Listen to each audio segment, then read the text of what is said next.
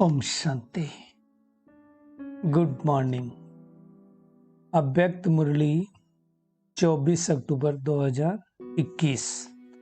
बाबा की मीठी मीठी मुरली है, मीठे मीठे बच्चों के मीठे मंथन के लिए। मंथन शुरू करने से पहले सर्वशक्तिमान बाप दादा का वरदानी हाथ अपने सिर के ऊपर महसूस करते हैं और उनकी सर्व शक्तियों भरी किरणों के नीचे बैठ जाते हैं। अनुभव करें, मैं मास्टर सर्वशक्तिमान आत्मा हूं। ये मुरली रिवाइज कोर्स 11 नवंबर 1989 की अव्यक्त महावाक्य है। मुरली का शीर्षक है दिव्यता संगम युगी ब्राह्मणों का श्रृंगार है। तो जब परमात्मा इस सृष्टि पर आते हैं तो उस समय सारी आत्माएं पतित होती हैं, बहुत ही निम्न स्तर की होती हैं। बाबा क्या करता है, उन आत्माओं को निम्नता से ऊपर लेकर के आता है, साधारणता में रहता है और फिर साधारण आत्माओं को बोलता है अब दिव्यता लेकर के आओ। तो बाबा ने कहा दिव्यता संगम युगी ब्राह्मणों का श्रृंगार है। आज दिव्य बुद्धि विधाता अर्थात शिव बाबा दिव्य दृष्टि दाता, वो दिव्य दृष्टि भी हमको देता है। अपने दिव्य जन्मधारी, हमारा जन्म भी कैसे हुआ? दिव्यता के द्वारा हुआ। दिव्य आत्माओं को देख रहे थे, तो दिव्य बुद्धि देने वाला भगवान परमात्मा, दिव्य दृष्टि देने वाला उन आत्माओं को देख रहा है जिनका जन्म दिव्य हुआ है। बाबा कहते हैं बाप दादा ने हर एक बच्चे को दिव्य जीवन, दिव्य संकल्प, दिव्य बोल, दिव्य कर्म करने वाली दिव्य मूर्तियां बनाया है। तो अपनी चेकिंग करें, मैं आत्मा कितनी दिव्यता के गुणों से संपन्न बनी हूं। मेरे संकल्प दिव्य हैं, बोल दिव्य हैं, कर्म दिव्य हैं। बाबा ने कहा दिव्यता अब संगमयुगी बच्चों का श्रेष्ठ श्रृंगार है। अब साधारण की बात नहीं कर रहे हैं बाबा, अब दिव्यता की बात कर रहे हैं। बाबा कहते हैं एक है साधारणता, दूसरा है दिव्यता। बाबा ने कहा दिव्यता की निशानी आप सभी जानते हो, जीवन, दिव्य जीवनधारी आत्मा किसी भी आत्मा को अपने दिव्य नयनों द्वारा अर्थात दृष्टि द्वारा साधारणता से परे दिव्य अनुभूतियां कराएगी। साधारण की अभी बात नहीं बाबा कर रहे हैं। बाबा ने कहा सामने आने से ही साधारण आत्मा अपनी साधारणता को भूल जाएगी।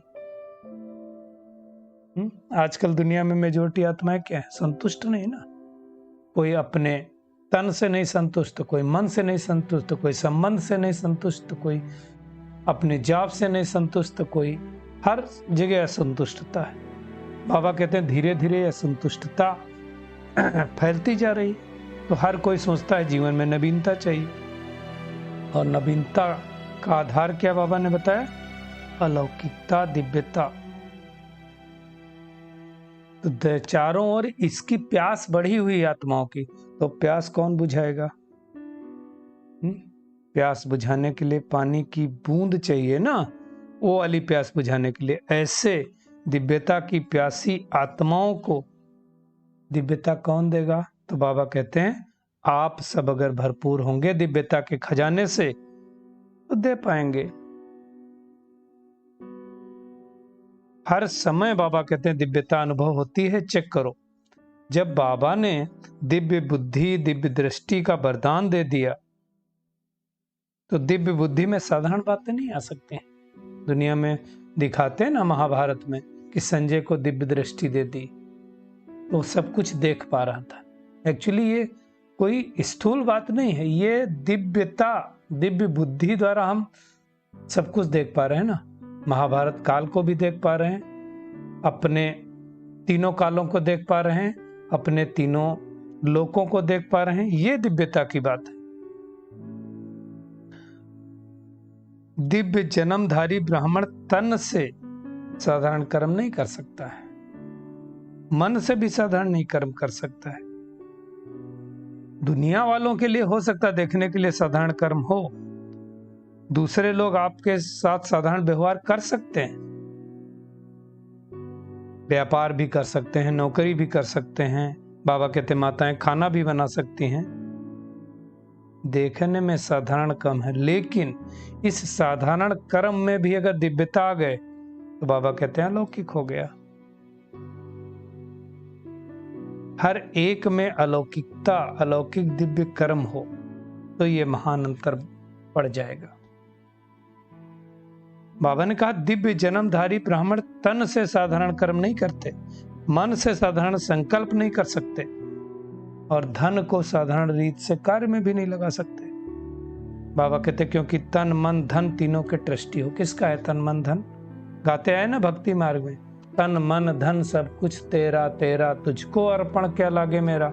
हम नहीं गए ना, तो परमात्मा का दिया हुआ है तो हम हो गए ट्रस्टी। इसलिए मालिक कौन है? बाबा। उसकी श्रीमत के बगैर कार्य में हम नहीं लगा सकते। तो हर समय बाप की श्रीमत दिव्य कर्म करने की मिलती है। बाबा कहते हैं इसलिए चेक करो कि साधारण सारे दिन में साधारण बोल और कर्म कितना समय रहा। बाबा और सूक्ष्म चेकिंग करा रहे हैं। दिव्य अलौकिक कितना समय रहा, अब ये तीनों में चेक करना, संकल्प बोल और कर्म में। बाबा ने कहा बच्चे कहीं कहीं बहुत भोले बन जाते हैं, चेक करते हैं लेकिन भोलेपन में समझते हैं। क्या समझते हैं कि हमने सारे दिन में कोई गलती तो की नहीं, चार्ट में लिखते ना कुछ बुरा तो सोचा नहीं, बुरा बोला नहीं, लेकिन ये चेक किया कि दिव्य या लौकिक कर्म रहा। अब बाबा और सूक्ष्म में लेके जा रहा है, क्योंकि साधारण बोल व कर्म जमा नहीं होता है, ना मिटता है ना बनता है। बाबा कहते हैं वर्तमान का दिव्य संकल्प, दिव्य बोल और कर्म भविष्य का जमा का खाता है, तो वो चेक करना है। जमा करने के हिसाब में बाबा कहते हैं भोले बन जाते हैं, खुश रहते हैं। चलो मैंने कोई बेस्ट नहीं किया, बाबा कहते हैं इसमें खुश नहीं होना, बेस्ट नहीं किया ओके, लेकिन बेस्ट कितना बनाया?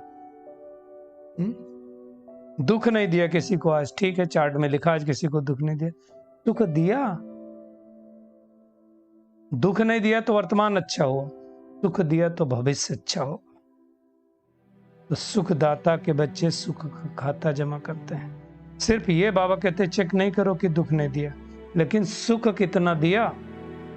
जो भी संपर्क संबंध में आए बाबा कहते हैं मास्टर सुखदाता बन, हर कदम में सुख की अनुभूति करवाओ। इसको कहा जाता है दिव्यता व अलौकिकता। तो आज सारा दिन इस बात की हमें बहुत चेकिंग करनी है। बाबा कहते चेकिंग भी साधारण से गुही चेकिंग करो, अब साधारण वाली चेकिंग नहीं। सदा ये स्मृति में रहे कि एक जन्म में 21 जन्मों का खाता जमा करना है, ये बहुत बड़ी स्मृति है। तो सब खाते बाबा कहते चेक करो, तन से जमा किया, मन के दिव्य संकल्प से कितना जमा किया, और धन को श्रीमत प्रमाण श्रेष्ठ कार्य में लगाकर कितना जमा किया, तीनों जमा करो। जमा के खाते तरफ विशेष अटेंशन दो, क्योंकि आप विशेष आत्माओं का जमा करने का समय इस छोटे से जन्म के सिवाय सारे कल्प में कोई समय नहीं है।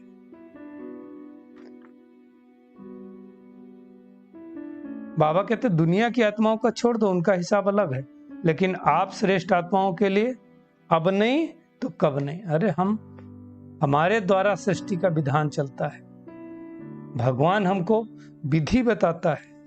तो बाबा कहते हैं अब इसमें अलबेले नहीं बनो, भोले नहीं बनो, पुराने संस्कारों में भोले नहीं बनो।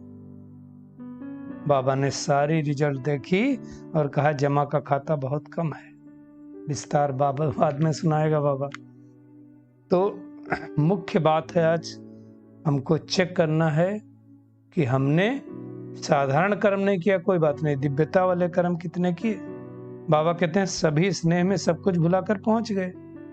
बाप दादा बच्चों के स्नेह की एक घड़ी के स्नेह का रिटर्न अनेक घड़ियों की प्राप्ति करा ही देता है।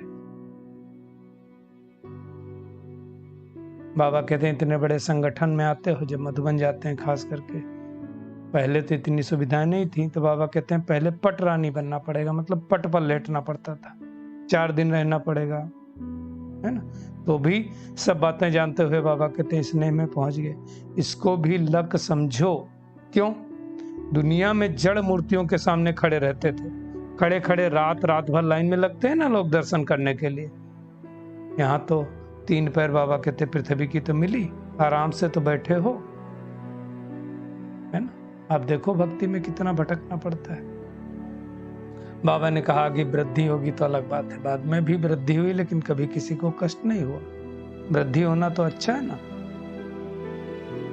बाबा कहते हैं यहाँ तो सबको आराम से खाना भी मिलता है, माताओं को खाना नहीं बनाना पड़ता है, घर में खाना बनाएंगी, बाबा को भोग लगाएंगी, फिर खाएंगी। यहाँ तो बना बनाया मिलता है। तो यहाँ हर चीज की आराम, मत बन जाओ तो हर चीज की आराम होती है। तो बाबा कहते हैं सदैव इजी रखो, अपने संस्कारों को इजी बनाओ, और जिनके संस्कार इजी होते हैं उनका हर कर्म इजी होता है। संस्कार टाइट हैं तो सरकमटेंस भी टाइट हो जाते हैं। संबंध संपर्क वाले भी टाइट व्यवहार करते हैं, टाइट अर्थात खींचातान में रहने वाले। तो बाबा कहते हैं तो सभी ड्रामा के दृश्य को देखकर हर्षित रहने वाले हो ना। ऐसा नहीं है कि कभी बुरे आकर्षण में आ जाओ, है ना, नहीं, सदैव हर्षित रहने वाले। तो आज सारा दिन अपनी चेकिंग करनी है। एक तो मैं आत्मा कितना दिव्यता के गुणों से भरपूर बनी। अब साधारण कर्म भी नहीं, साधारण सोच भी नहीं, साधारण बोल भी नहीं, है ना, हर कदम में दिव्यता अनुभव करने वाले, हमेशा अपने जमा के खाते को बढ़ाने वाले, आसानी से इजीनेस से हर परिस्थिति को पार करने वाले बनना है। फिर बाबा ने बॉम्बे ग्रुप से बात किया। बाबा ने कहा सदा अपने को संपन्न आत्मा अनुभव करते हो, संपन्नता ही संपूर्णता की निशानी है ना। तो संपूर्णता की चेकिंग अपनी संपन्नता से कर सकते हो। इतना संपन्न हुए उससे पता चल जाएगा हम संपूर्ण हुए कि नहीं हुए, है ना। बाबा ने कहा तुम कितना संपूर्णता के समीप हो चेक कर सकते हो। 8 के समीप हो, 100 के समीप हो, या 16,000 के समीप हो। 8 बोलते ना, 108 और 16,000 108, तो चेक करना। बाबा कहते हैं फिर भी दुनिया में कोटों में कोई तो हो, वो तड़पने वाले हैं और आप संपन्न बनने वाले हो, तो बहुत फर्क हो गया। फिर गुजरात और पुणे ग्रुप से बाबा ने बात किया। कहा सभी दृष्टि द्वारा शक्तियों के प्राप्ति के अनुभव करने के अनुभवी हो ना, जैसे वाणी द्वारा शक्ति की अनुभूति करते हो। बाबा कहते हैं मुरली सुनते हो तो क्या होता है, शक्ति मिलती है ना। ऐसे दृष्टि द्वारा शक्तियों की प्राप्ति की अनुभूति के अभ्यासी कितना बने हो, बाबा कहते हो चेक करो। दृष्टि द्वारा शक्ति कैच कर सकते हो, तो अगर खुद कैच कर सकते हो तो दूसरों को भी कैच कराना है। वरदानी दृष्टि, महादानी दृष्टि द्वारा वरदान देना है। बाबा कहते हैं जब जड़ मूर्तियों के सामने आज भी भगत जाते हैं तो क्या होता है, उनको शक्ति मिलती है। दृष्टि लेते हैं तो मिलती कि नहीं मिलती। आज भी उनकी मनोकामनाएं पूर्ण होती ना। और देखते किसमें, जड़ मूर्तियों में, देवी देवताओं के सामने जाते हैं तो नैनों में देखते हैं। तो बाबा कहते हैं जब उनके नैनों के द्वारा दिव्यता की अनुभूति होती है तो आपके नैनों द्वारा नहीं हो सकती क्या। दृष्टि द्वारा शक्ति देना और लेना है, बाबा कहते हैं। फिर आंध्र प्रदेश और कर्नाटक वाले ग्रुप से बात किया। बाबा कहते हैं अपने को विशेष पार्ट बजाने वाली आत्माएं अनुभव करते हो ना। विशेष पार्ट वाली अनुभव करेंगे अगर आत्मा, तो सहज योगी बन करके रहेंगे, फिर मुश्किल नहीं रहेगा। तो बाबा कहते हैं दुआएं दो, दुआएं लो, बस। परमात्मा दुआएं जितनी मिलेंगी, अगर किसी आत्मा को आपने ज्ञान सुना दिया, बाबा से जुड़ा दिया, तो आत्मा जीवन भर दुआएं देंगी। और जिस आत्मा को जीवन भर दुआएं मिलेगी वो आत्मा उड़ती कला में चली जाएगी। आज ये पुरुषार्थ करना है। फिर बाबा ने वरदान दिया सदा एक रस स्थिति के तख्त पर विराजमान रहने वाले बाप दादा के दिल तख्त नसीन भव। बाबा ने कहा, सभी श्रेष्ठ तख्त कौन सा है? बाप दादा के दिल तख्त नसीन बनना। लेकिन इस तख्त पर बैठने के लिए क्या चाहिए? अचल अडोल एक रस स्थिति का तख्त चाहिए, क्योंकि अचल अडोल नहीं होंगे तो बाप दादा के दिल तख्त पे कहां बैठ पाएंगे, बुद्धि इधर उधर भटक जाएगी। बाबा कहते हैं अगर इस स्थिति के तख्त पर स्थित नहीं हो पाते तो बाप दादा के दिल रूपी तख्त पर स्थित नहीं हो सकते हैं। इसके लिए अपने भ्रिकुटी के तख्त पर अकाल मूर्त बन स्थित हो जाओ। इस तख्त से बार बार डगमग न हो तो बाप दादा के दिल तख्त पर विराजमान हो सकेंगे। तो हमें बाप दादा के दिल तख्त पर विराजमान होना है और उसके लिए अचल अडोल रहना है। स्लोगन है, शुभ चिंतन द्वारा निगेटिव को पॉजिटिव में परिवर्तन करो। चलिए परमात्मा किरणों के नीचे बैठ जाते हैं और महसूस करें, मैं बहुत शक्तिशाली आत्मा हूं, दिव्यता के गुणों से श्रृंगारित आत्मा हूं। मेरी बुद्धि दिव्य है, मेरे संकल्प दिव्य हैं, मेरे बोल दिव्य हैं, मेरे कर्म दिव्य हैं।